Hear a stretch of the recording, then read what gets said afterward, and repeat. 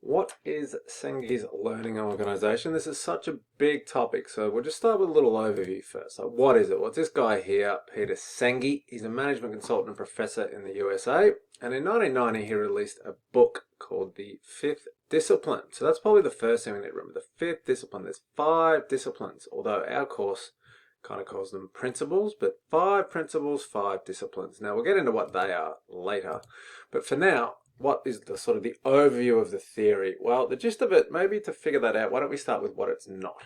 So let's look at some things we've done already. We've said if this is this year, and we look at how did we go last year, we look at our KPIs, that is called reactive change. Now that is not what Senge's learning organization is about. What is it about then? Well, we also said in one of the earlier chapters, you can be proactive and come up with changes for the future. Okay, it's kind of that, but not quite. It's not this. We don't say, all right, well, what do we need to do for the next 10 years?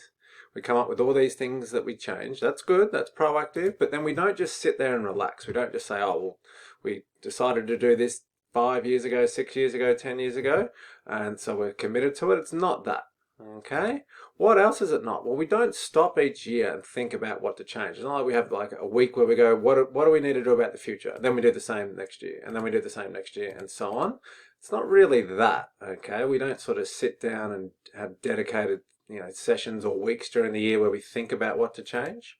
And it's not this. It's not where you got management, a big boss type, telling everyone else, because I'm the boss with the most experience, I know our industry, I know what needs to change, and I'll tell you. And I'll tell you how we're going to get ready for the future, and that is us being proactive. It's not that either, okay? So what is it then? Well, according to Senge, whatever, a learning organization is a business that is always proactively changing because it's flexible and adaptive. It says that change is always occurring and embraces it rather than resists it. We don't cling to the past, okay? So yes, we are definitely being proactive. What is a little bit different is we are changing all the time. We don't need to have like dedicated times where we think of changes for the future. We are doing this each and every day, okay? Each and every day, everyone in the business is thinking about a change, okay? What else? Well, instead of this top-down sort of thing where the manager tells everyone in the business what to change, Senge's theory says we tap into the talent of people and involve them in change. We encourage them to continually learn and improve so they and the business can change.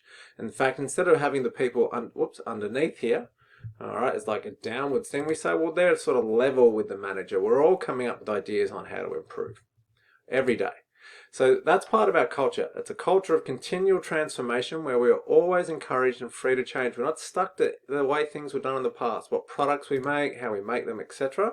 And we don't have a set program where we stop, once a year and say, what should we change? We don't need to do that because continual change is built into our culture. We're changing every day.